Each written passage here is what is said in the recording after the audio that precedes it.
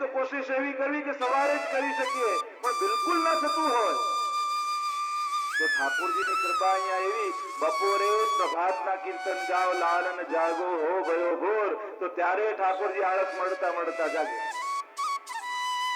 અને આપણે તો સવારે ઠાકોરજીને પડાવી દઈએ. સખી અન સેજ બનાઈને રાત થઈ ગઈ છે, નંગવેલ में पड़ गए પડદા, તો ભર બપોરે ઠાકોરજી જુએ કે આ તો સૂરજ માથા પર છે ના કે રાત થઈ ગઈ, પડવાનો સમય થઈ ગયો. પણ ઠાકોરજીની આંખો ભારે થવા લાગે અને પ્રભુ પહોંચી જાય. કારણ જે વ્રજના પ્રભુ છે એ તો ભક્ત અનુકૂળ છે, ભક્ત વશ થઈને આવે છે. ભક્તનો જેવો ભાવ ઠાકોરજી એવા છે. मेरी माजीए लालन ने જોયા અને તેલ ઘસવા લાગી કે આ ઠાકોરજી તો વળી ગયા છે. અને એમાંથી લાલનમાંથી ઠાકોરજી મદન મોહનલાલજી બની. કે આ ભક્તનો ભાવ એવો છે. પુષ્ટિ માર્ગ વ્રજની સેવાનું વાત તેજ છે. અહીંયા તમારે ઠાકોરજીને અનુકૂળ નહીં થવાનું, અહીંયા તો ઠાકોરજી તમારે અનુકૂળ થઈને, અહીંયા તો પ્રભુ તમારે આધીન થઈને આવે. જે પણ ભાવથી ધરો પ્રભુ આવે. પદ્મનાભદાસજી છોલે ધરતા, બીજું કઈ ધરવાનું નહીં, અને ઢગલી કરતા. આ છોલેની ઢગલી કરે, આમાં દાળ છે, આમાં ભાત છે, આમાં શાક છે. ભાઈ આવો તો ખરા, પણ ચપ્પલ કાઢીને તો આવો. જુદા જુદા ભાવ કરતા, જુદા દાળ ભાત શાક રોટીનો. અને જે હવે ભાઈ ગયા, અહીંયા આવી જાવ બધા, જેવો ભાવ કરતા એવા છોલેમાંથી સ્વાદ આવતો. તો પ્રભુ ભક્ત વશ થઈને પધારે. આપણા ઘરે પધારે છે, પણ આપણે આધીન નથી થવું પડતું. તમારા બેબાએ બેના ખાનામાં બિરાજે છે, તમને ક્યારેક કહ્યું કે ફાવતું નથી? કોઈને પણ કહ્યું હોય તો આપણી અનુકૂળ છે, આપણને આધીન થઈને આવે છે. હવે આપણે વિચારવાનું કે આપણે પ્રભુને કેટલા આધીન છે.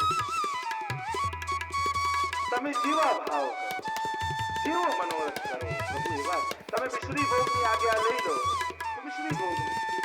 મને એક બેન પૂછવા આવ્યા કે એના જે સંગાત વૈષ્ણવ જેનો હતો, એ સંગાતી વૈષ્ણવ ખાલી દૂધની આજ્ઞા હતી, એટલે દૂધ ધરે ને અડધો કલાક બાદ ઠાકોરને પડાવી.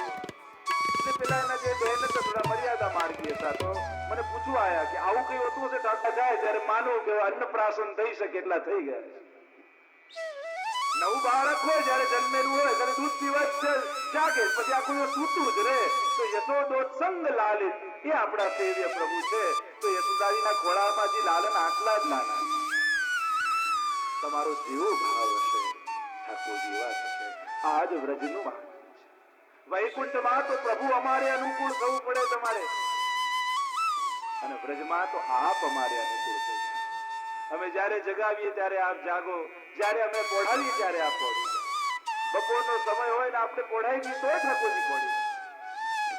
રસોડાના કબાટમાં મોટા ભાગે લોકોના બિરાજતા હોય, ધુમાડા ખાતા ખાતા ક્યારે કહેતા નથી આ સુગંધ આવે છે, એમાંથી એકાદ વસ્તુ તો ક્યારેક આવા દે. સુગંધ જ આપે છે, ક્યારેક એમાંથી કોઈ એકાદ વસ્તુ તો આવા દે. અને આપણે થાળી લાવીએ ને ઠાકોર હમણાં કંઈક આવશે, અને એ જ મિશ્રીની કટોરી જૂની જાણીતી ઠાકોરજી આગળ આવે, અને પ્રભુ એમાંય બધાનો સ્વાદ મિશ્રીમાં લઈ લે. એટલે જો આપણે ત્યાં આજ્ઞાનો પ્રકાર છે, મિશ્રીની આજ્ઞા છે, દૂધઘરની આજ્ઞા છે, અને સખડીની આજ્ઞા છે, સખડીની આજ્ઞા. જેટલી આજ્ઞા હોય એટલી ઠાકોરજીને ભૂખ લાગે. એક વૈષ્ણવને ત્યાં બીજા વૈષ્ણવ ઠાકોરજી પધાર્યા, હવે એના સખડી ભોગના નાના મિશ્રીના. તો મને પૂછે કે હવે મારા ઠાકોરજી એને જોઈને એમ ના થાય કે એના ઠાકોરજી આરોગ્ય છે ના મને નથી કરતું? તો મેં તો પૂછ્યા વગર સખડી ધરી દીધી. મેં કીધું એવું નહીં કરવું. આપણે ત્યાં આપણું 6 મહિનાનું બાળક હોય ને બીજું કોઈ 10 વર્ષનું બાળક આવે તો એના માટે તો બધું બનાવીએ, પણ આપણા 6 મહિનાના બાળકને તો દૂધ જ પીવડાવીએ. જેવી આજ્ઞા છે પ્રભુ એને અનુકૂળ. પ્રભુને એટલું ભુક્તમ મધુરમ, મધુરાષ્ટકમાં મહાપ્રભુજી કહે છે ને, આજ પ્રભુના આરોગવાની મધુરતા છે કે ભક્તનું જેટલું સામર્થ્ય છે એટલી જ ભૂખ ઠાકોરજીને લાગે. આજ ભુક્તમ મધુરમ છે. તમારું જેટલું સામર્થ્ય અને જેટલી આજ્ઞા તે ઠાકોરજીના સુખ લાગે. આપણા વાર્તા સાહિત્યમાં તો જુઓ કેવા કેવા પ્રસંગ, પેલું જલ ધરતા બીજો કઈ ના રહે એ પ્રભુ પ્રેમ. સૂકો બાજરીનો રોટલો ધરતા અને ગુસાઈજી પધારી રહ્યા હતા. લોકો ગામ વાળા કે આ કેવા ને ત્યાં ઠાકોરજી પધરાવે, કઈ આચાર વિચારનું જ્ઞાન નથી, કઈ ધરવા માટે કઈ નથી. અને ગુસાઈજી પધારતા હતા અને દરવાજો ખુલ્લો હતો. જોયું કે લાલચ બે હાથથી બાજરાનો રોટલો પકડી દાંતથી તોડી રહ્યો. કેવા દર્શન થયા. કહ્યું કે પ્રભુ તો અહીં અતિ પ્રસન્નતા. આજ પુષ્ટિ માર્ગ એ વ્રજ, આપણે બધા વ્રજવાસી છીએ. જેના ઘરે ઠાકોરજી બિરાજે છે એ બધા વ્રજનું જ સુખ લઈ રહ્યા છે. એ વ્રજવાસી છે. વ્રજમાં જે આનંદ છે પ્રભુ એ આપના વૈકુંઠમાં. અહીં જે લાભ મળે છે ત્યાં ક્યાં મળે. મુક્તિ સમયે જે આનંદ અનુભવ થાય એ મોક્ષાનંદ, પણ એનાથી એ પર ભગવત સ્વરૂપનો આનંદ એ ભજનાનંદ. ભગવાન 5 પ્રકારે રમણ કરી પોતાના સ્વરૂપનો આનંદ વ્રજ ભક્તોને આપી રહે. અને આમ વ્રજ ભક્તોને મોક્ષાનંદમાંથી કાઢી ભજનાનંદનો અનુભવ પ્રભુએ કરાવ્યો. અને એટલે આ પંચાધ્યાયની કથા કહી છે. ન બિહારી ન બાકે બિહારી કીધા, ન શ્રીનાથજી કીધા, ન બાલકૃષ્ણ કીધા. કોઈ સંબોધન ન મળ્યું. અને સુખદેવજીએ પંચાધ્યાયનો પ્રારંભ કર્યો ભગવાન પિતરા. ભગવાન શબ્દથી પ્રારંભ કર્યો અને સૂચન કર્યું આ સાધારણ કથા નથી, આ તો સાક્ષાત ભગવાનની કથા. ભગવાન કોને કહેવાય?